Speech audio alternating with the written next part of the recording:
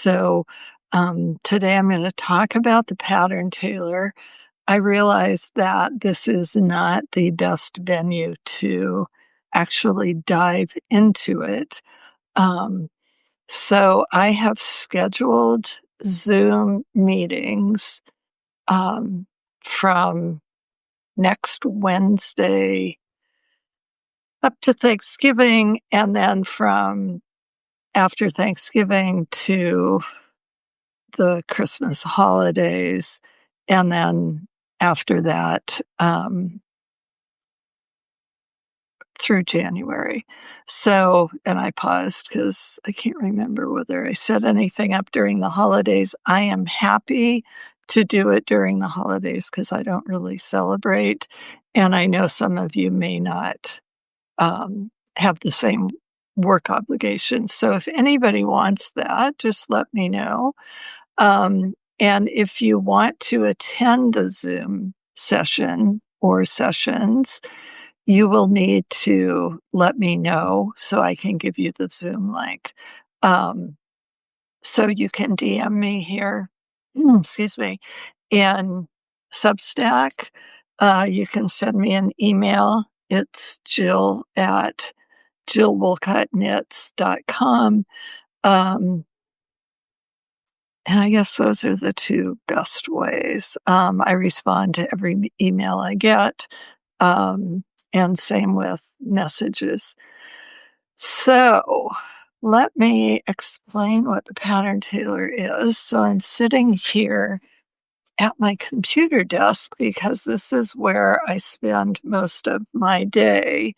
And I currently have, and I'm going to hit save just in case, a Pattern Tailor workbook open on my desktop, which is where I do most of my work. The Pattern Tailor arose as I was teaching grading to knitwear designers. And I like to examine things, and I have become something of an expert on fit. And then we went into COVID lockdown, and I had a lot more time to think about these fit issues that I had been trying to address in my grading classes. That together with, I see a couple of people have joined, but, hi, Anne-Marie and Susan. If either of you want to ask me a question at any point, just ask to join and I can let you pop up on the screen and ask your question. So, and Victor Joseph, I'm sure you'll be disappointed. So as I was trying to figure out how to make design accessible to people I read this expression recently, which I thought was just so instead of calling it standard sizing, it was called straight sizing. So there was straight and plus. But all of us exist in the places in between that standardized sizing. Like I am pretty much a size 10, but my waist is different. My shoulder width is different. My arm length is different. So I customize everything. Or theoretically, I customize everything. I'm actually too lazy to actually do that, to fit my body. And I did that when I was a sewer and just continued to do the same thing in knitting.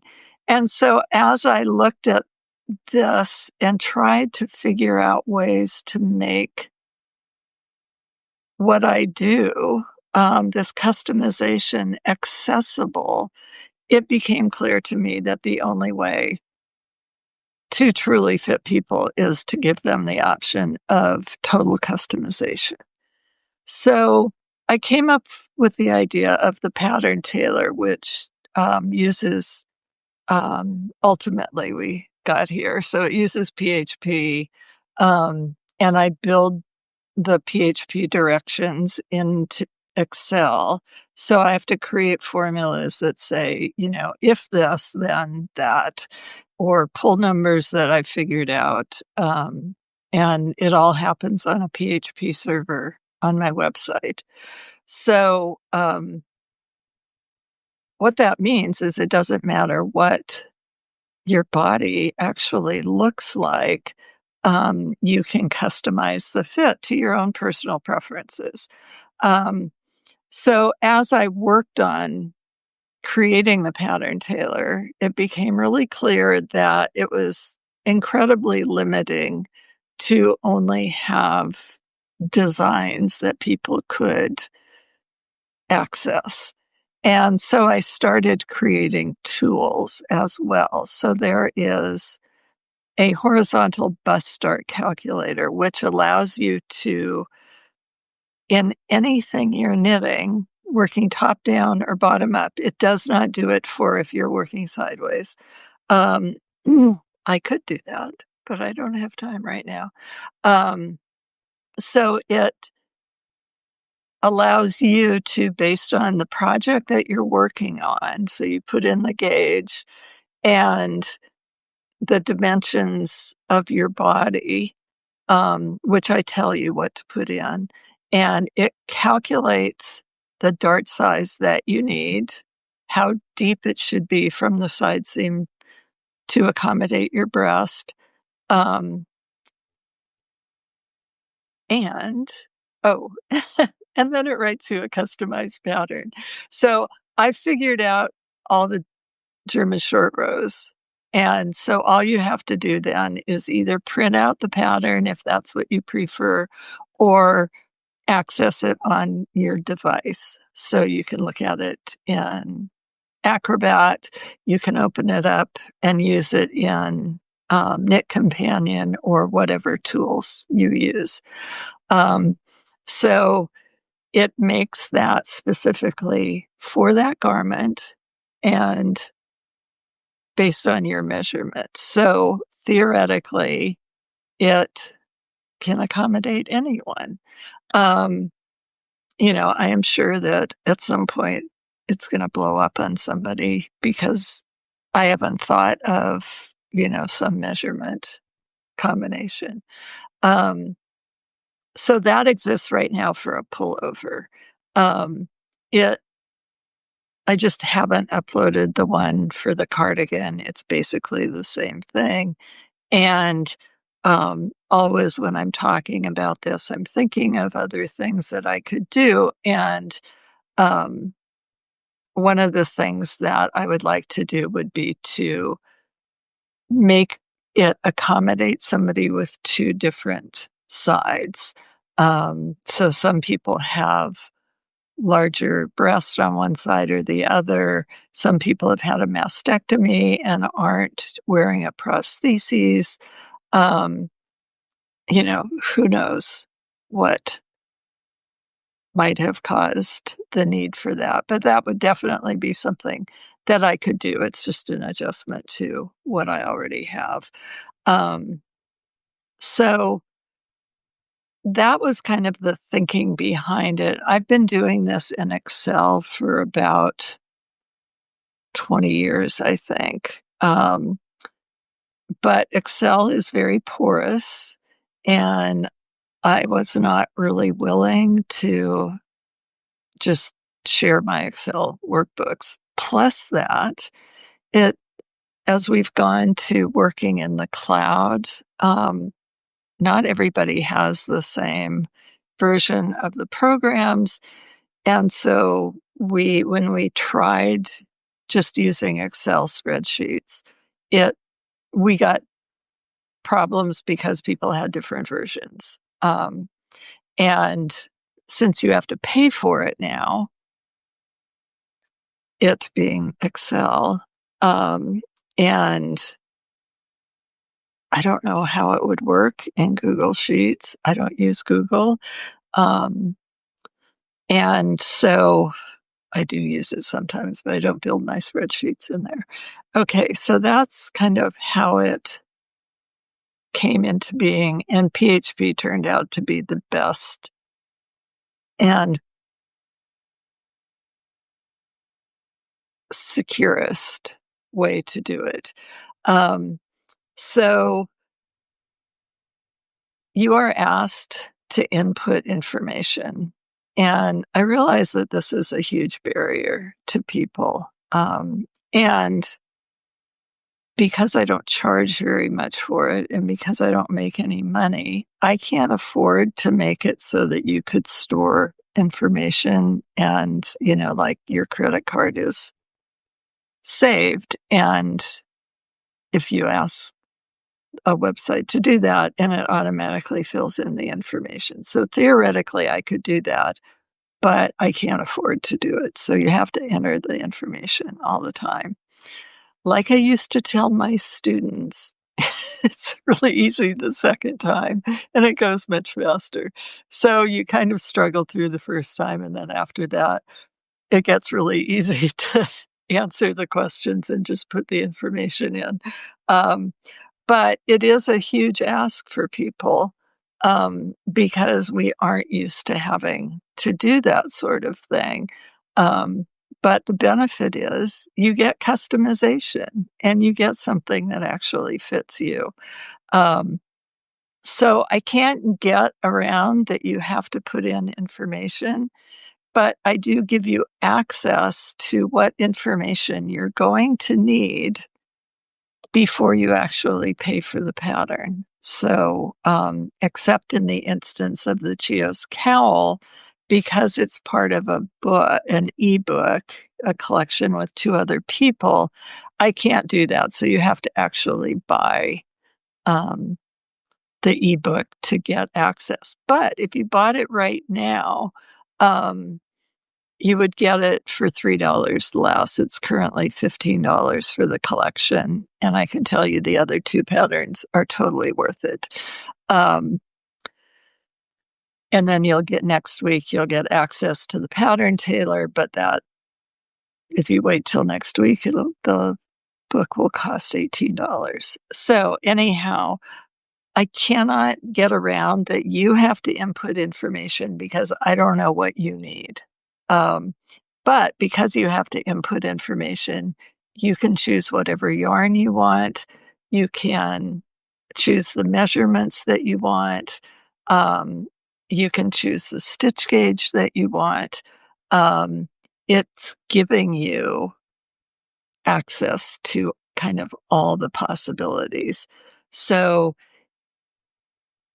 in the Chios cowl, it also gives you the option to work it from the neckband down or from the bottom up through the neckband. So, and you get both of those options completely filled out with one set of information.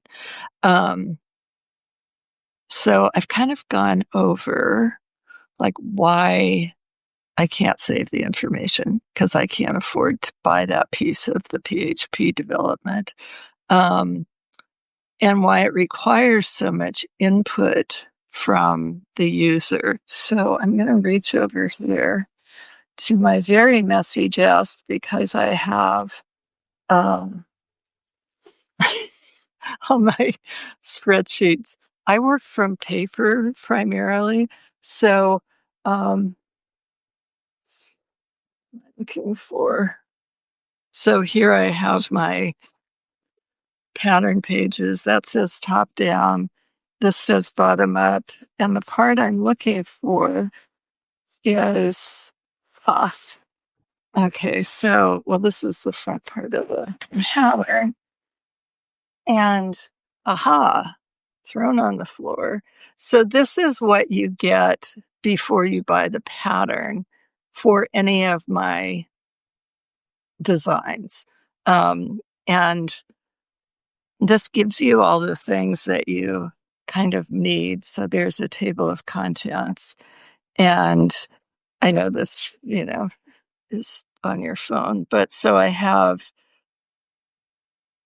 bottom up and top down roadmaps telling you the different pieces of what you're doing. Here's a schematic, which all of the numbers will be filled in by the pattern tailor, and a sheet on how to take your measurements and for you to jot them down. Here is an illustration of where all the measurements are, and then this one has some, it's just a graphic of what your neckline does when you're actually wearing something. And then for those of you who actually knit, abbreviations, techniques that I've used in the pattern, and so the middle one is actually links to videos. Um, and then there's a sheet here where, again, you can write down your measurements. And I know you wrote them down earlier, but I like to give you plenty of places to put things. And it also gives you, do you have enough hands here? The measurements in my samples so you can compare. And then we get to the information that you actually need. There's 2 sheets.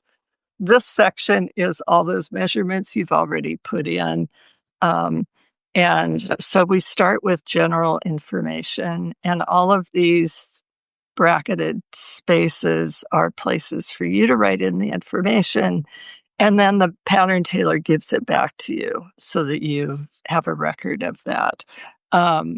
So it asks, who is this for, the date, how you like yardage or meters or your preference. Same with ounces or grams. You can choose inches or centimeters for your measurement. And do you want your needles in metric or US sizes? So that's asked on every pattern. Then I asked for the name of the yarn and the yardage or meters on a full skein, and same with the weight. And that's because I can use that to calculate various things for your pattern. Plus that, I always think it's really nice to have everything kind of written down in some place where you can find it. And then in this pattern, you need 3 different needles. So I asked for the sizes you are going to use. And here's a really interesting question that gives you a little bit more control. So it says, do you want numbers calculated by the pattern tailor to be rounded up, so to the next largest, or down to the smallest? So you may not care, and in which case it will round up because that's kind of Excel's preference. But if you want it to, round down, you can make that choice. And then there are times when we have to just override it because, like, I need an even number or something. But it does give you choice. And then I ask for a lot of gauge information. And I always record my unblocked gauge. So on this sheet, there is room for you to write that down. But it's not required. You don't have to input it. And then you do have to input the actual gauge numbers. And I've got, I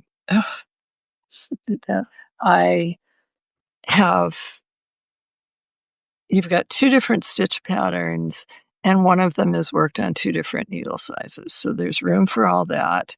And then you can give me all of the information from your swatch, and I specify exactly what I want. And the pattern tailor can then figure out how much yarn you need for your cowl based on your measurements. So it's really very cool. And anything that's optional, I state that it's optional, and you can bypass it on the pattern tailor. Okay, so that's all available before you even get started. I see knitting as a process, not as like I'm throwing stitches on my needles and getting up and going. You can, of course, put in anything you want because it's your custom pattern.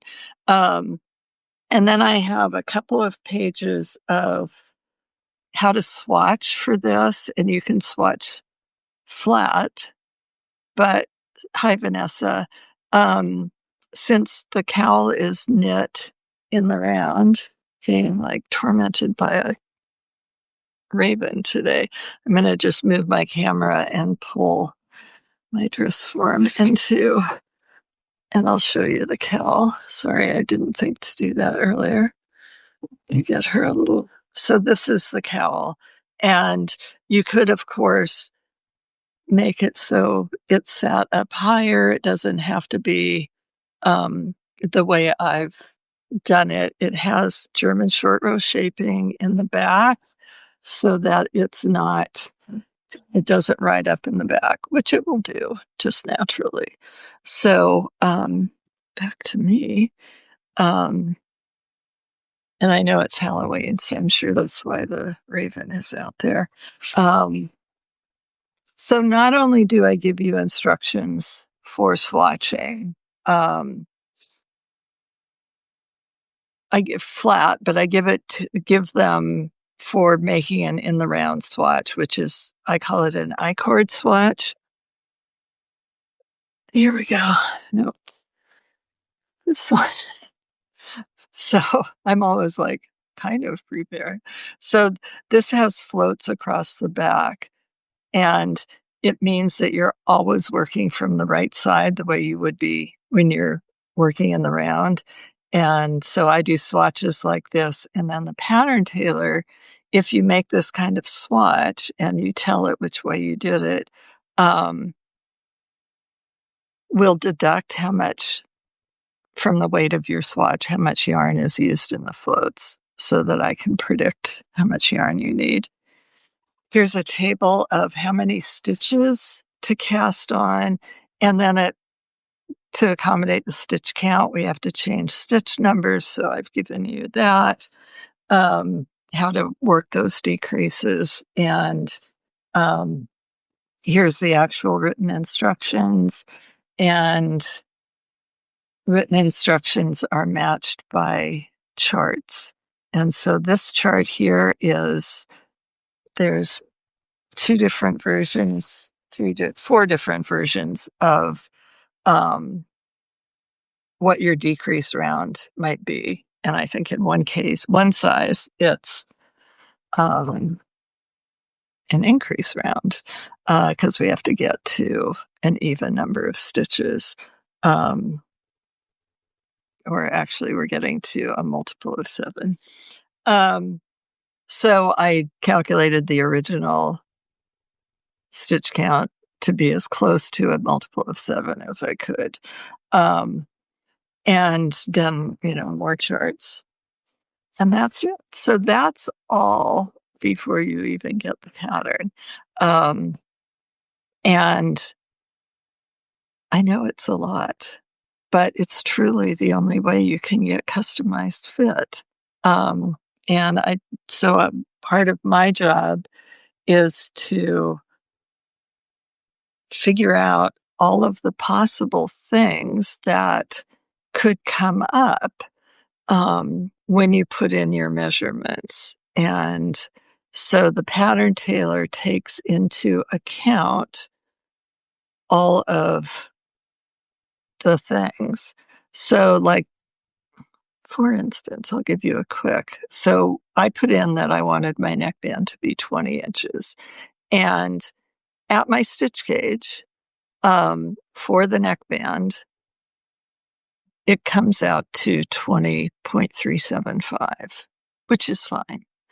But so I asked the pattern tailor first says, okay, so if you round to the nearest multiple of 7, you're going to get 20.375.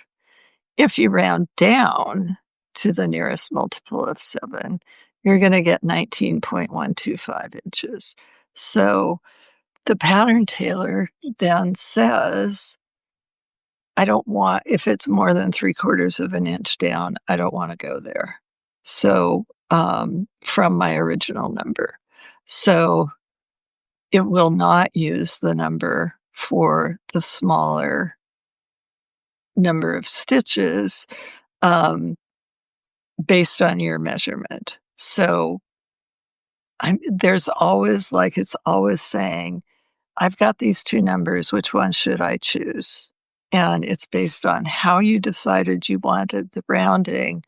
But then, like, in the instance of that neckband, I've put in a caveat and said it's actually 1/2 of an inch. If it's a 1/2 of an inch or more, then don't round down because it's just gonna be too small. Um, so that is that on the, Pattern Tailor. And let's see, if you want to do a Zoom session, on the Pattern Tailor, I have set them up, and I will put the schedule on my,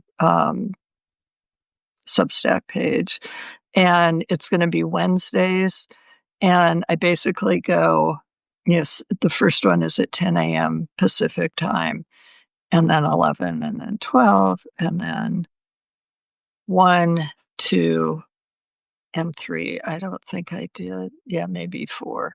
Um, so I'm getting an hour later each week, and then I go back to doing it at 10 o'clock. And I'm trying to accommodate people's lives and their schedules. And I know that you might be able to make a 10 a.m. if you're in Europe. Um, and yeah, if you were in New Zealand, it would be the next day plus 3 hours. And Australia has too many time zones for me to know that off the top of my head. World Time Buddy is my friend. Um, so those sessions where I actually walk you through the Pattern Tailor and accessing the Pattern Tailor are on Zoom, so you have to contact me to get the Zoom link. You can contact me on Substack through a message, or you can email me, and my email is jill@jillwolcottknits.com. Um, and that's really all I've got. So thank you so much for joining me, and I hope to see you in one of the Pattern Tailor usability sessions. Happy Halloween.